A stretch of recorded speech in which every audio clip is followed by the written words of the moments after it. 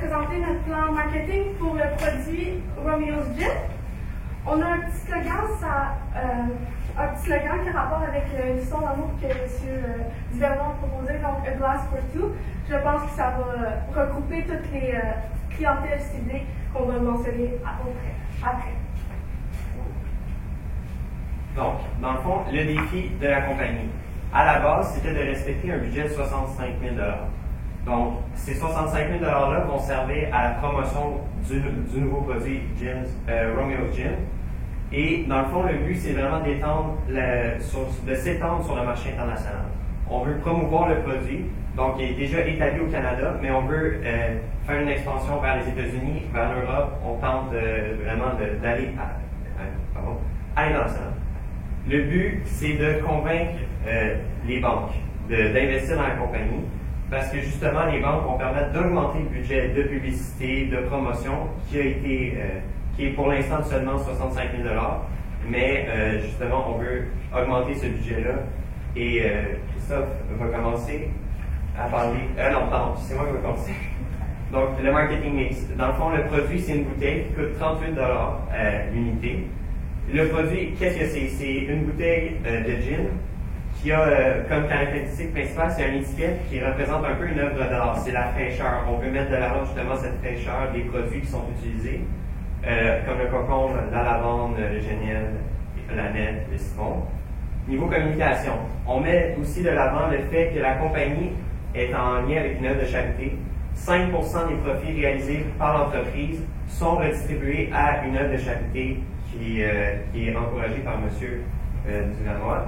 Et au niveau de la distribution, on a accès à 350 SAQ et également à la fin de l'année, on veut vendre 100 000 bouteilles de gin.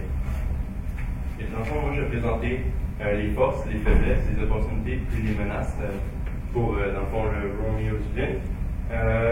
Pour commencer avec les qualités, la plus grande qualité, dans le fond, c'est vraiment sa qualité en tant que produit.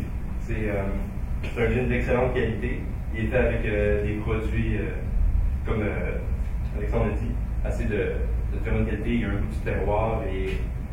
Fait que ça, c'est une qualité. Puis, ce qu'on veut dire aussi par là, c'est que ça va attirer du bon bouche à oreille pour notre produit ici, Good Bon. Dans le fond, ça va faire un peu de marketing pour nous, en notre faveur, au lieu de des mauvais commentaires. Ensuite, il y a une bonne cause derrière le produit. C'est-à-dire que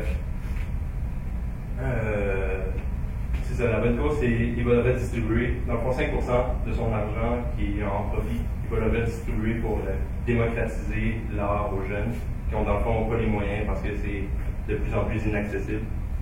Puis, dans le fond, une bonne cause, ça peut toujours, dans le fond, donner un peu un moral high ground, tu sais, pour.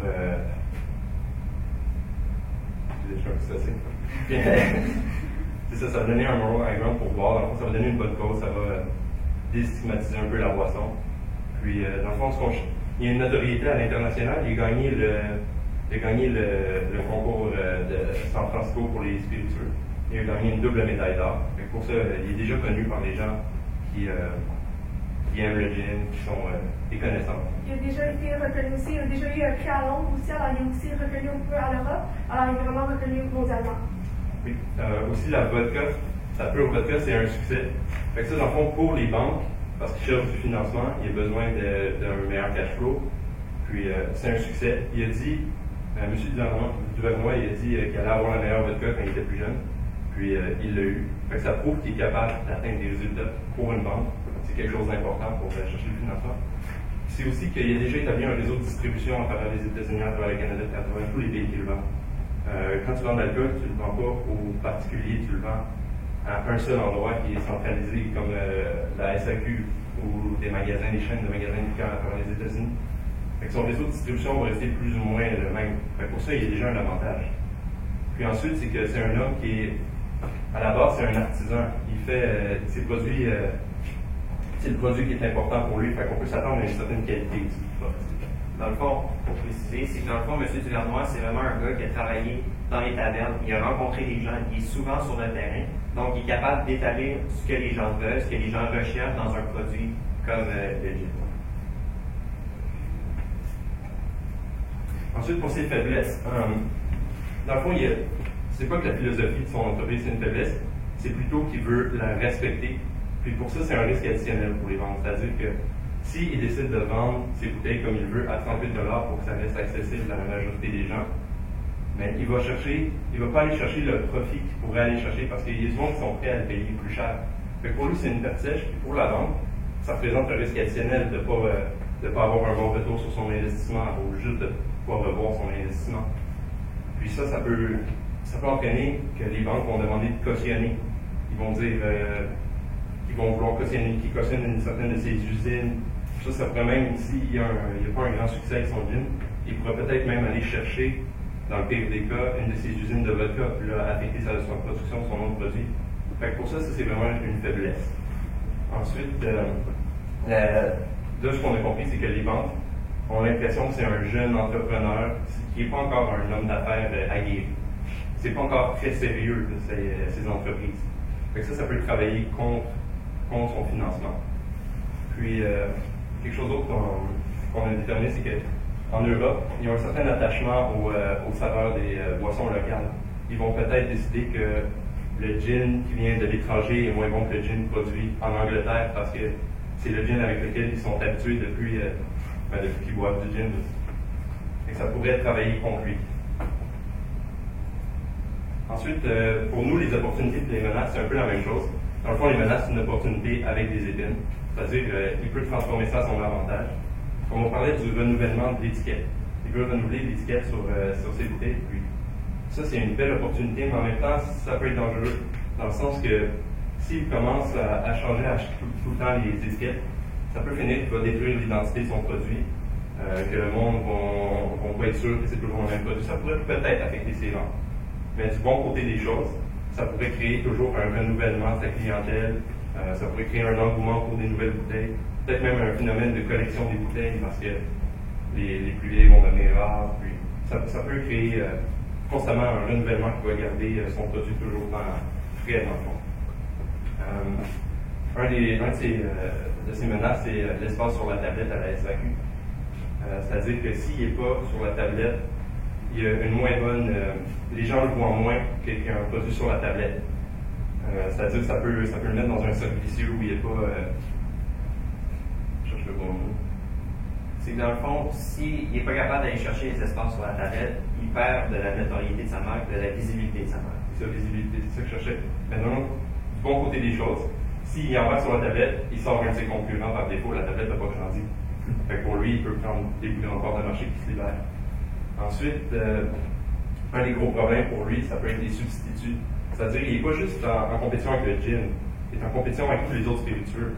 C'est un peu une erreur qui se fait souvent dans le marketing, comme l'Institut du cinéma qui pensait qu'il était à l'abri des séries télévisées parce que c'était pas le même art, mais finalement ça répond aux mêmes besoins. Ensuite, une belle opportunité pour lui, c'est qu'il veut faire ce qu'il appelle un gin contemporain. Puis ça lui permettrait dans le fond de ramener l'engouement qu'il y avait dans les années 70 pour le gin. Je pense que ça pourrait être un beau but. En fait, il pourrait appeler à la nostalgie des gens qui ont vécu ces années-là, qui cherchent à se rappeler du gin à 5 heures ou de revivre ça. Puis, comme j'ai dit plus tôt, il y a le cautionnement des banques qui est un gros risque pour lui. Mais je pense qu'en même temps, si on met un cautionnement, on met un risque, et ça prouve à quel point qu'on est déterminé, on est confiant que ça va marcher notre produit. Oui. Donc, on va parler de la segmentation du marché. On a pris 3 types de clientèle. Surtout, on va viser ceux-là, donc les baby boomers, les jeunes de 18 à 30 ans et les artistes. Donc, je vais commencer par expliquer les baby boomers. C'est surtout eux, parce que dans les années 75, surtout aux États-Unis, c'était très populaire le gin. Alors, on peut rapporter la nostalgie qu'il y avait auparavant pour les baby boomers. Ils sont âgés entre 50 et 70 ans. Sont en fin de carrière ou retraités, donc on peut dire qu'ils ont un revenu assez... Dans le fond, ce qu'on a considéré, c'est que les baby boomers, généralement, lorsqu'ils arrivent en fin de carrière, ils sont en mesure de se payer des luxes qui, en début de carrière, ils ne peuvent pas se payer. Donc, ils sont en mesure de pouvoir se procurer des produits comme le gin ici, des produits de meilleure qualité qui sont plus difficilement accessibles aux jeunes en début de carrière. Ouais. Donc, il y a aussi, vu qu'ils sont retraités, ils vont aussi avoir beaucoup plus de temps libre, ils vont pouvoir plus avoir du temps ensemble, et puis, excusez-moi, avoir plus de temps ensemble, et rapporter des conventions, par exemple, ils vont aller plus dans des conventions de gyms qui sont plus intéressés dans des moments qui sont intéressés. Ensuite, pour les artistes, ils sont regroupés surtout ensemble. Ils font partie d'un groupe d'âge très varié. C'est des femmes et des hommes, mais ils ont tous des points communs. Et puis, habituellement, ils se regroupent ensemble par exemple, dans des vernissages, des galeries d'art, des endroits où ils peuvent jaser et en même temps profiter d'un bon cocktail. Pour les jeunes de 18 à 30 ans, contrairement aux baby boomers, pour les baby boomers, j'ai mentionné justement qu'eux, ils étaient aisés. Mais pour les jeunes, c'est les jeunes en fin d'études, ils veulent fêter. C'est le temps de faire des grandes dépenses. On dépense plus dans l'alcool lorsqu'on sort justement du cégep de l'université. C'est à ce moment-là où on met une plus grande part de notre budget sur l'alcool justement parce qu'on veut fêter. Il y a aussi le fait que quand tu fêtes, on veut aussi, quand on est à cet âge-là, on veut impressionner, on veut se démarquer des autres. Donc, on va peut-être dépenser plus sur une bouteille de gin qui pourrait être un peu plus dispendieux, mais on va se faire envier par les autres. C'est pour ça qu'on pense que le gin pourrait être quand même intéressant pour les 18 à 30 ans. Donc, notre plan de communication pour les baby boomers, tel que mentionné légèrement, dans le fond, on veut y aller pour des conventions et des dégustations. Au niveau des conventions, ce qu'on prévoyait, c'est que la compagnie allait réserver un kiosque pour promouvoir justement le Romeo's Gin et également se servir de la notoriété de Pure Vodka. Donc, on allait utiliser le site web, on allait inscrire le site web sur la devanture du kiosque pour permettre justement la visibilité complète de la compagnie et des deux produits. Mais c'est évident, on veut promouvoir davantage le Romeo's Gin. Donc, c'est sûr que c'est ce produit-là qu'on met de l'avant. On veut justement différencier les deux produits. On veut permettre justement la meilleure visibilité du gin.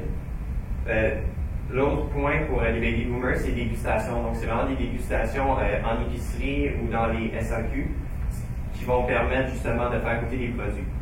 Pour ce faire, il faut engager des personnes qui travaillent dans les firmes justement qui sont spécialisées dans l'embauche de personnes qui travaillent une journée.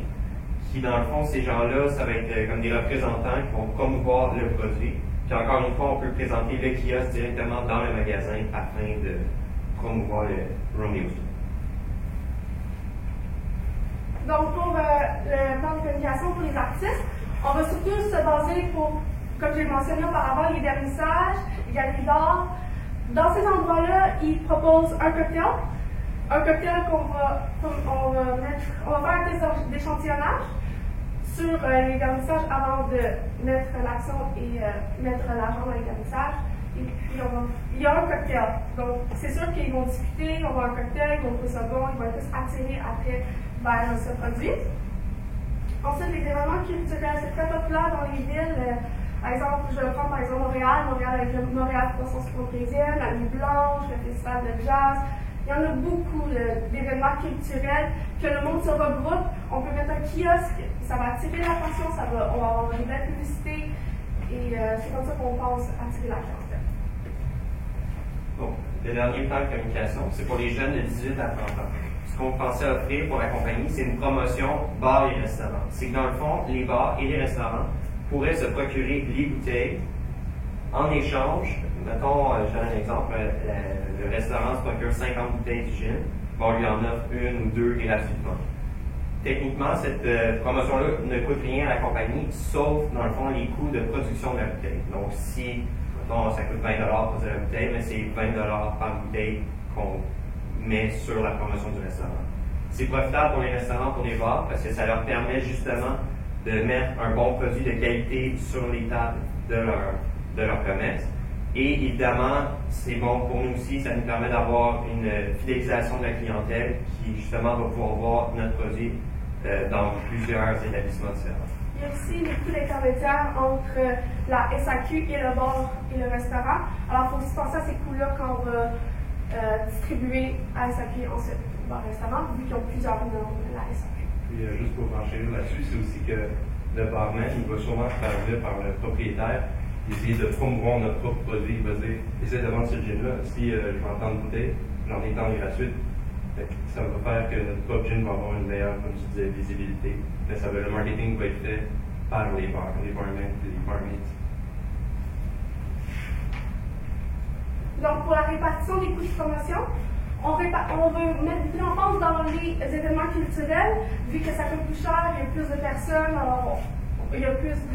donc on va rajouter plus de coûts là-dedans. Et ensuite, le 30% et le 20% dans les conventions et dans les promos bars et restaurants. Vu que les promotions bars et restaurants, comme on a mentionné, les coûts pour la SAQ et les coûts de production. Et pour les conventions, c'est pas autant beau que les événements culturels. Il y a quand même beaucoup de monde dans les conventions, donc on va attirer l'attention pour les personnes. Surtout, c'est des personnes qui vont être. C'est des gens, dans le fond, qui sont plus intéressés à la base par les alcools de qualité. Donc, c'est sûr qu'on veut attirer cette clientèle. Ensuite, il y a le 15% pour le vernissage. On va faire, comme j'ai dit, un test d'échantillonnage avant de mettre ce 15%. Et puis pour voir si ça fonctionne très bien. Et ensuite, il y a 5% pour les dégustations dans des SAQ et dans des épiceries. Donc, au niveau des objectifs, tel que j'ai mentionné plus tôt, la compagnie souhaite vendre 100 000 bouteilles de gin.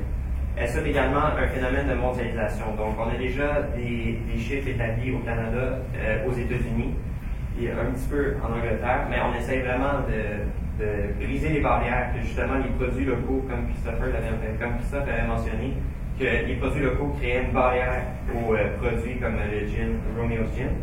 Dans le fond, nous autres, on veut briser ces barrières-là et essayer de percer ces marchés-là avec le financement du monde. Et voilà. Merci. Merci beaucoup. On a duré la présentation 17 minutes. Donc, je vais laisser la parole au juge pour un 5 minutes de questions.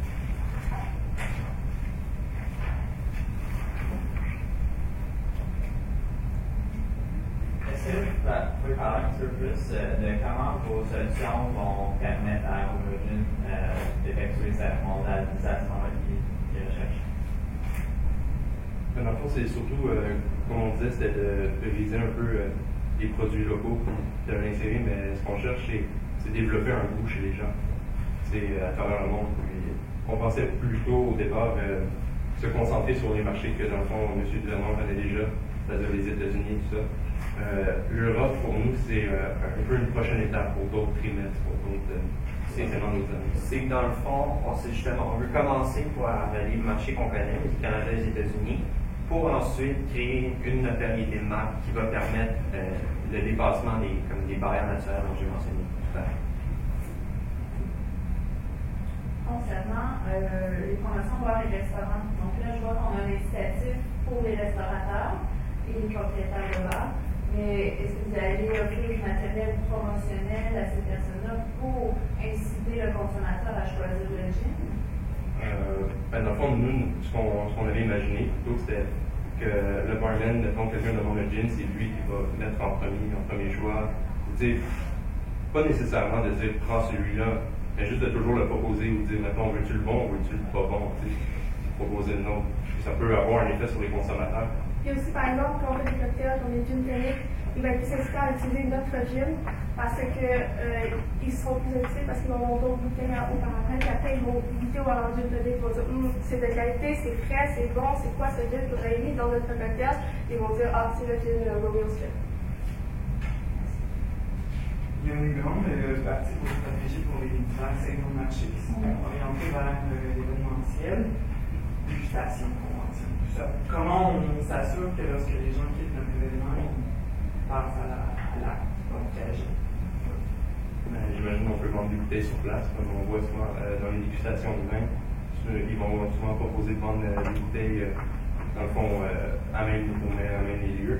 On pourrait probablement faire la même chose. Ou comme dans une dégustation, dans un SAQ, souvent il y a des bouteilles juste à côté, puis la madame fait de la pression pour pas. Le monsieur, chef, ouais.